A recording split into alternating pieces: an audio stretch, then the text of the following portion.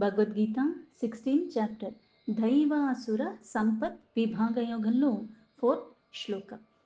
దంభో దర్పోభిమానశ్చ క్రోధ పారుష్యమేవ చ అజ్ఞానం చాభిజాతస్య పార్థ సంపదమాసురీం.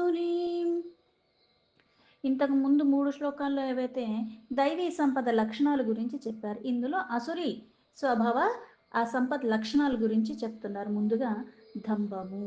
దంభము అంటే డాంబికము, లేకపోతే కపటము, మోసం చెయ్యటము, లేనిది ఉన్నట్టుగా చేసేస్తాను, ఇది నా వల్ల అవుతుంది, ఇది నేను చేసేస్తాను, నాకు ఇచ్చేయి, 20కి 40 అవుతుందని చెప్పేసి అట్లా ఇట్లాంటివన్నీ కూడా మోసపూరితమైనవి. అవి చేసేదంతా కూడా ఈ డాంబికంలోకి వస్తుంది. అలాగే దర్పము, దురహంకారము, దుర్గుణాలతో కూడుకున్న అహంకారము. అలాగే మొండితనము, అక్కడికి రానివన్నమాట. పనికొచ్చే వాటిలో మొండితనాన్ని చూపించి అక్కడ మళ్ళీ మనం ఏదన్నా చేస్తే అది ఇతరులకి హాని చేయకుండా మనకి ఇతరులకు కూడా మంచి చేసేది అది వేరు. కానీ ఇక్కడ ఈ మొండితనం అహంకారంతో కూడుకుని దుర్గుణాలతో కూడుకుని ఉన్నది. అందుకే ఈ రెండూ చెప్పింది దంభో దర్పోభిమానశ్చ అంటే ఇట్లాంటి మోసపూరితమైనవి, మొండితనాలు, అహంకారానికి లోబడిన అహంభావము.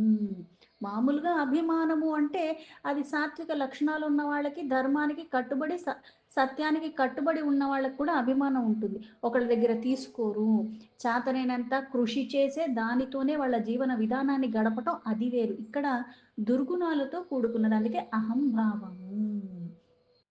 ఈ అహంభావము దురభిమానము, దుర్గుణాలతో కూడుకుని ఉన్నది.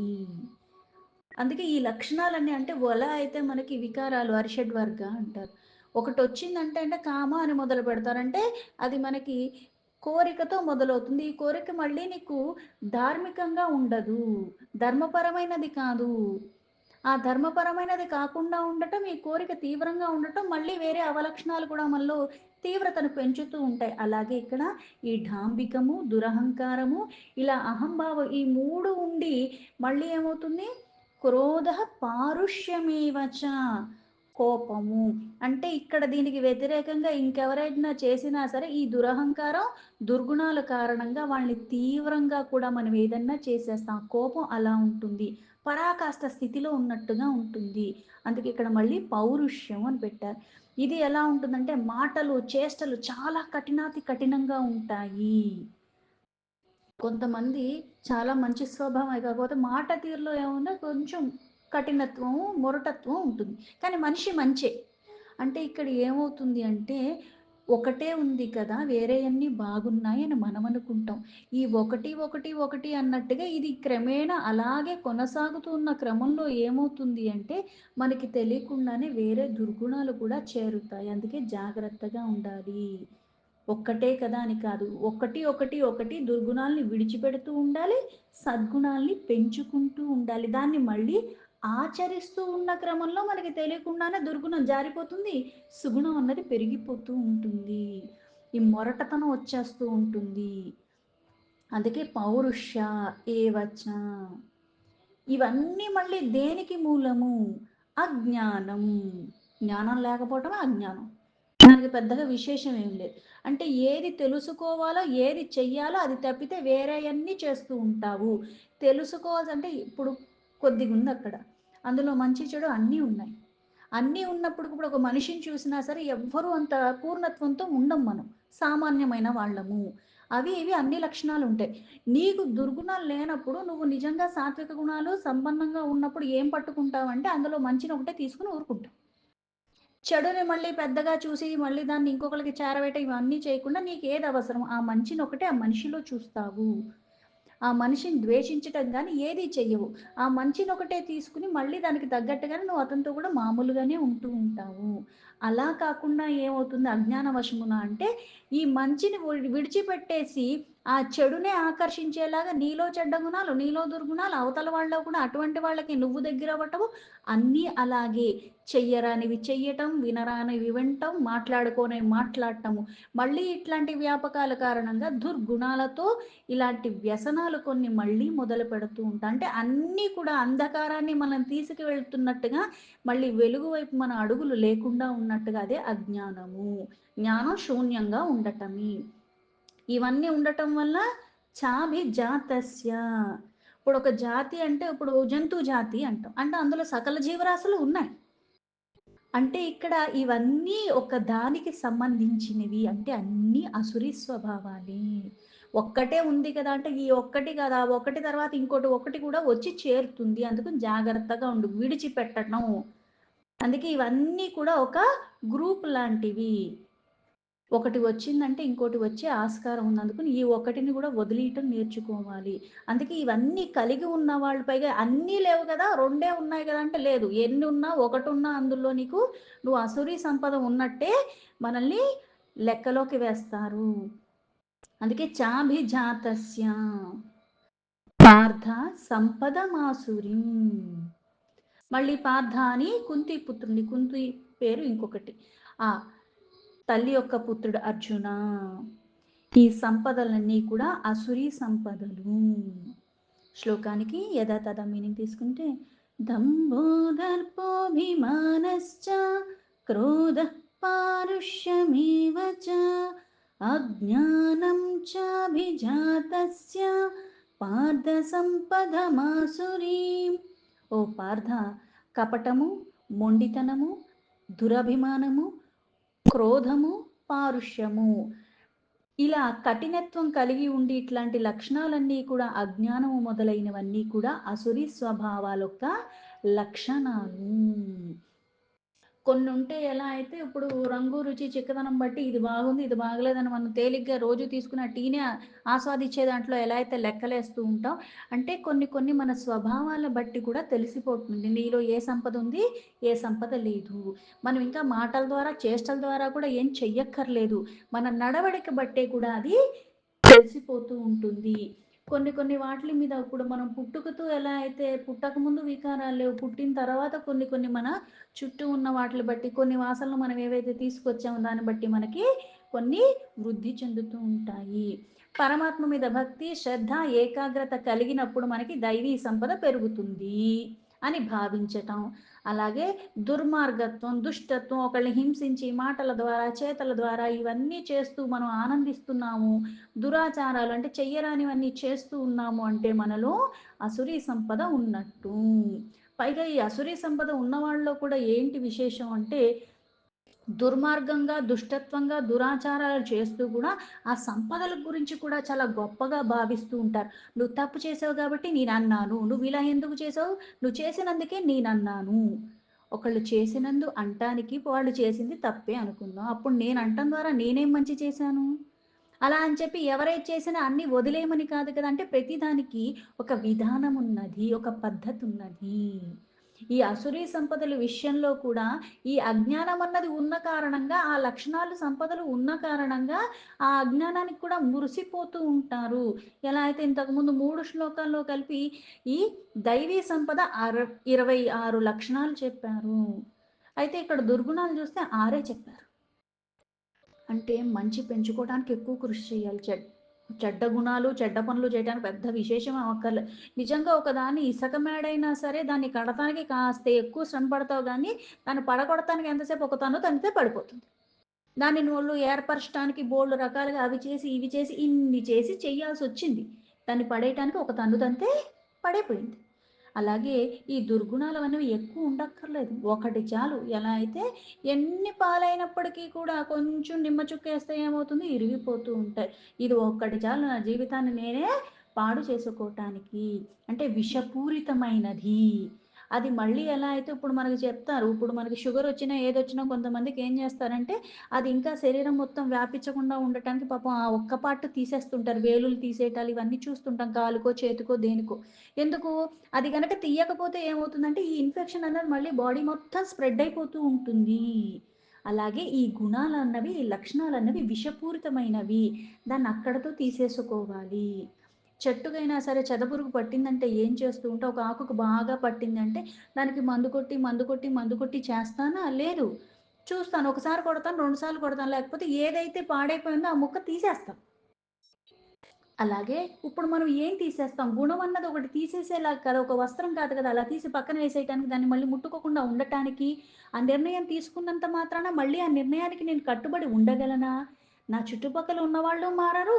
అలాగే నేను చేసే పనులు కూడా మారవు. కాకపోతే మారాల్సిందేది నా అంతరంగికం మారాలి. ఇలా అందుకే కొంతమంది నువ్వు సాంగత్యం చేస్తూ ఉండాలి. గౌరవ, కీర్తి, ప్రతిష్టలు అన్నవి అందరియి ఆశిస్తాను. కాకపోతే ధర్మాన్ని పట్టుకునుండి నువ్వివి చేస్తూ ఉన్నప్పుడు నీకది వస్తుంది. నువ్వు మాట్లాడే తీరు బట్టి, నువ్వు చేసే పనులు బట్టి ఇప్పుడు నాకు ఎవరన్నా సహాయం చేసినా, చెయ్యకపోయినా పలానా వాళ్ళు ఆపదలో ఉన్నప్పుడు వాళ్ళకి ఒకళ్ళు సహాయం చేశారంటే వాళ్ళ పట్ల నాకు వాళ్ళ గురించి తెలీదు. కానీ ఒక గౌరవం ఏర్పడుతుంది. ఎందుకు? వాళ్ళు చేసిన ఒక మంచి కర్మ వల్ల.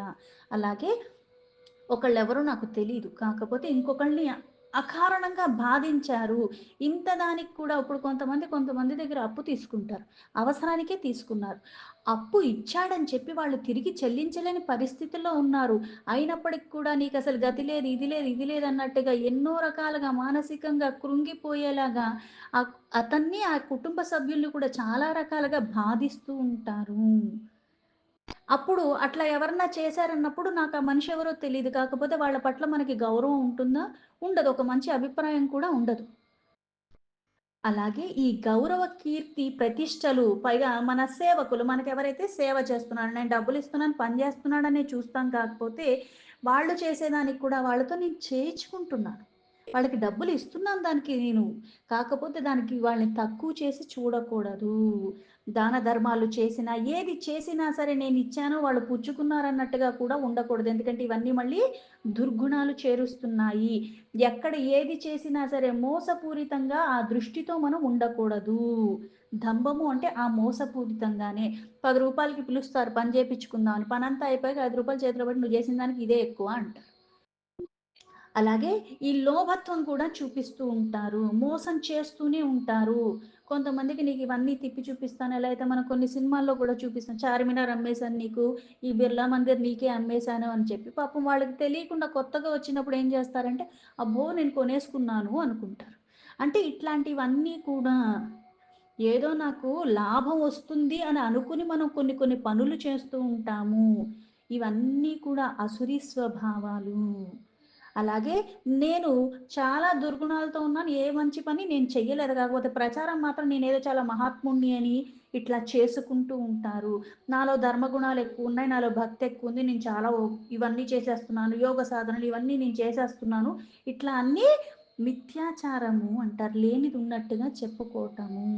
అసలు నువ్వు చేసేదే నువ్వు ఒకళ్ళకి చెప్పుకోవటానికి కాదు. నువ్వు చేసినా, చెయ్యకపోయినా ఒకళ్ళకి చెప్పడం వల్ల నీకేమీ రాదు. చేసేవాడు ఏం చేస్తాడు? గుట్టు చప్పుడు కాకుండా చేసుకుంటాడు. అందులో తరించిపోతూ ఉంటాడు. అలా కాకుండా కొన్ని తెలియగానే నాకంతా తెలిసిపోయిందనుకుని ఇట్లాంటి వాటికి డాంబికంగా, లోభత్వాన్ని పైగా నన్ను నలుగురు పొగుడుతుంటే ఇది ఇంకా వినటానికి బావుందనుకుని మళ్ళీ మళ్ళీ అట్లాంటివే చేస్తూ ఉంటారు. అజ్ఞాన వశమున. అలాగే మన దగ్గర కొన్ని భగవంతుడు ఒక కృప కారణంగా లభించాయి. అలాగే విద్య కావచ్చు, ధనం కావచ్చు, కుటుంబం కావచ్చు, అలాగే జాతి, వయస్సు, బలము, ఐశ్వర్యము ఇవన్నీ కూడా ఈ మనస్సులో మొండితనాన్ని, గర్వాన్ని చేర్చకూడదు. కొన్ని పనులు కొందరికన్నా ఎక్కువ నేను చెయ్యగలుగుతున్నాను అంటే ఎలా అయితే ఇంతకు ముందు చెప్పినట్టుగా శక్తిమంతుల్లో శక్తికి కారణం నేను, గుణవంతుల్లో గుణానికి కారణం నేను, బలవంతుల్లో బలానికి కారణం నేను. ఐశ్వర్య సంపదలు కలిగి ఉండటానికి కారణం నేను. అన్నీ కారణం పరమాత్మ. అందుకే ఏదన్నా సరే ప్రసాదంగా భావించి తీసుకోవటం వేరు. నాకు ఉన్నాయి వేరేవాడికి లేదని నేను మళ్ళీ అహంకారంతో, దురాభిమానంతో ఉండకూడదు. మళ్ళీ వీటితో వేరే వాళ్ళని బాధించేలాగా రూ. 10 ఇస్తా అని పిలుస్తారు. నీకు ఇస్తానురా, ఇస్తానురా అని వాడితో పనులన్నీ చేయించుకొని ఎళ్ళు అని చెప్పేసి వాడిని కాసేపు ఆడుకుని పంపించేస్తూ ఉంటారు. హేళన చేస్తూ ఉంటారు. అకారణంగా ఇతరుల్ని చిన్న చూపు చూడటం, చులకన చేయటము దీన్నే దర్పము అంటారు. అభిమానం ఉండొచ్చు గానీ, దురభిమానం ఉండకూడదు. తన్ని తాను గొప్పవాళ్ళ అనుకోవటము, నన్నందరూ పూజించాలి, నన్నందరూ గౌరవించాలి. నన్నిలా తక్కువ చేస్తారా? నన్నిలా అంటారా? నేనొస్తే నన్ను పలకరించరా? ఇట్లాంటివన్నీ కూడా మనకి తెలియకుండానే కొన్ని కొన్ని దుర్గుణాలు వస్తూ ఉంటాయి. అలాగే క్రోధం. ఒకటొచ్చిందంటే ఇంకోటి రాకుండా ఉండదు. ఇవన్నీ అసురీ సంపద. అందుకే ముందుగా చెప్పిందేంటి అంటే మోసం చెయ్యటం. తెలిసి గాని, తెలియకుండా గాని ఎప్పుడైనా జరిగితే దాన్ని సరిదిద్దుకునే ప్రయత్నం చేయాలి గానీ, దాన్ని కొనసాగించే ప్రయత్నం చేయకూడదు. పరంపరగా మనకొచ్చేస్తుంది అన్నట్టుగా నేనలాగే ఉంటాను, మా తాత అలాగే ఉన్నాడన్నట్టుగా మాట్లాడకూడదు. కొంతమందుంటారు. సన్యాసి ముసుగులో ఉండి కొన్ని కొన్ని చెయ్యరాని పనులు చేస్తూ ఉంటారు. నిన్ను ఆదర్శంగా తీసుకొని కొంతమందొస్తూ ఉంటారు. వీళ్ళకి మళ్ళీ అది జేస్తే నీకు ఇదైపోతుంది, ఇది చేస్తే నీకు అదైపోతుంది అన్నట్టుగా వాళ్ళ దగ్గర నుంచి కూడా మళ్ళీ డబ్బు తీసుకుంటూ ఉంటారు. నమ్మించి మోసం చేయటం ఏ రూపంలో ఉన్నా చేస్తూనే ఉంటారు. అలాగే ఇతరుల చేత పొగిడిచ్చుకోవటం అని తాపత్రయంలో ఉంటారు.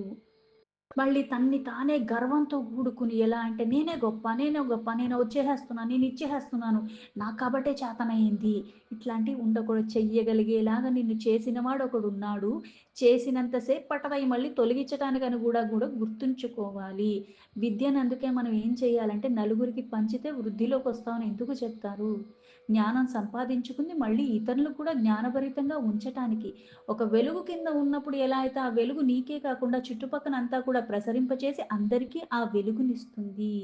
గర్వం తెచ్చుకోటానికి కాదు. ఇక్కడ ఆ పరమాత్మ మీద అందుకే మనం ఎప్పుడూ కూడా నామస్మరణ ఇవన్నీ చెయ్యకపోతే మళ్ళీ ఇవన్నీ కూడా వికారాలు పెంచేలాగా అయిపోతాయి. కోపిష్ఠుడు, పాపిష్ఠుడు అని కొన్ని మన మాటలు తరచుగా వింటూ ఉంటాం. చెడ్డ అలవాట్లు ఉండటం వేరు. ఈ చెడ్డ అలవాట్లకి బానిసైపోయిన కారణంగా వాళ్ళేం చేస్తారంటే అటువంటి వాళ్ళొక సాంగత్యమే చేస్తూ ఉంటారు. పైగా వాళ్ళు చేసేదాన్ని వద్దు అని, తప్పు అని చెప్పిన వాళ్ళ మీద ఇంకా తీవ్రంగా వాళ్ళు మండిపడిపోతూ ఉంటారు. ప్రతిదానికి విరుద్ధంగానే ఉంటూ ఉంటారు. అసలు ఏది చెప్పేది విందామని కూడా వాళ్ళకి అనిపిచ్చదు.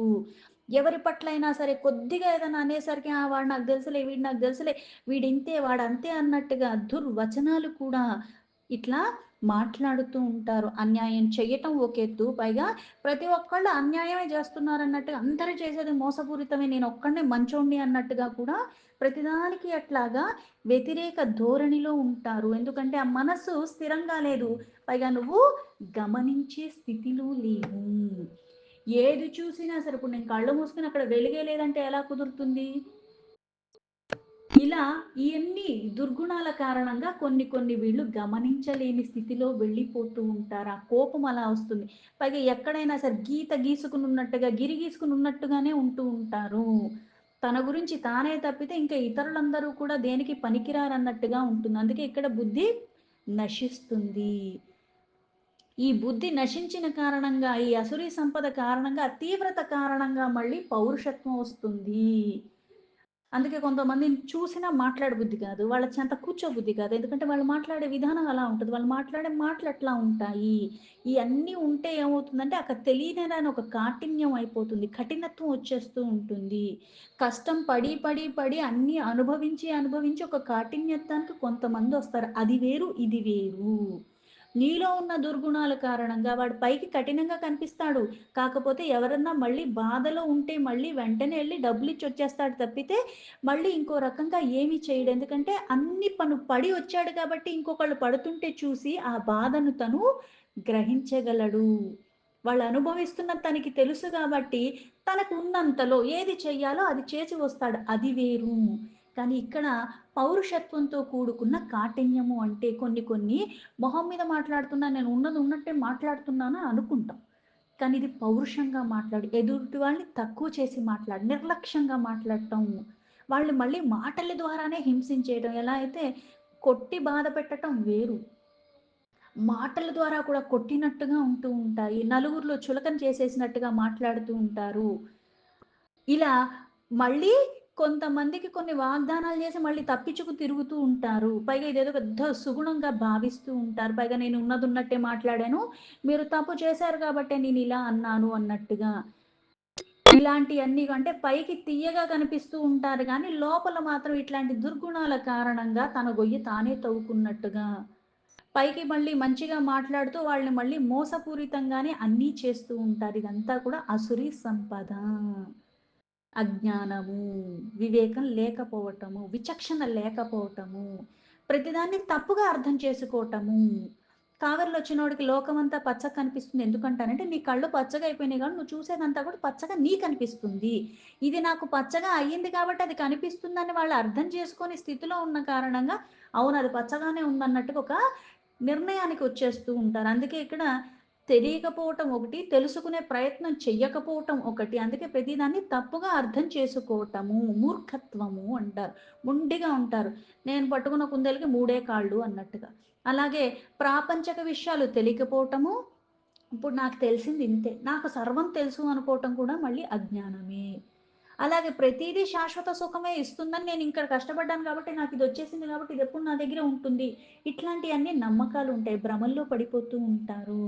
సుఖమైన, దుఃఖమైన నేనెంత కృషి చేసినా సరే ఏది శాశ్వతం కాదు. అది మాత్రం గ్రహించలేని అవివేకం ఉంటుంది. అందుకే ఇవన్నీ అసురీ సంపదలు. ఈ అసురీ సంపదలు అందరికీ ఉంటాయి. గుణాలన్నవి ఎప్పుడుంటాయి అంటే పుట్టినవెందుకు త్రిగుణాలమయంగానే ఉన్నాము. అయితే ఈ గుణాలమయంగా ఉన్నప్పటికీ కూడా మళ్ళీ మనం ఏది చూస్తున్నాం? దేన్ని బట్టి మనలో వాసనలు పెరుగుతున్నాయి. మనలో ఏ గుణాలు వృద్ధి చేస్తున్నాయి అన్నీ అందుకు గమనించుకున్నవాడు సరి చేసుకుంటాడు. అది గమనించుకోలేని స్థితిలో ఉన్నప్పుడు ఇంకా దిగజారిపోతూ ఉంటాము. ఆ అసురీ స్వభావాల కారణంగా. ఇక్కడ చెప్పిన అసురీ గుణాల్లో 6 అని చెప్పారు కానీ, ఈ 6లో ఒక్కడున్నా సరే, అది అసురీ సంపద కలిగిన వాళ్ళుగానే భావిస్తారు. అందులోకే వెళ్ళిపోతాము.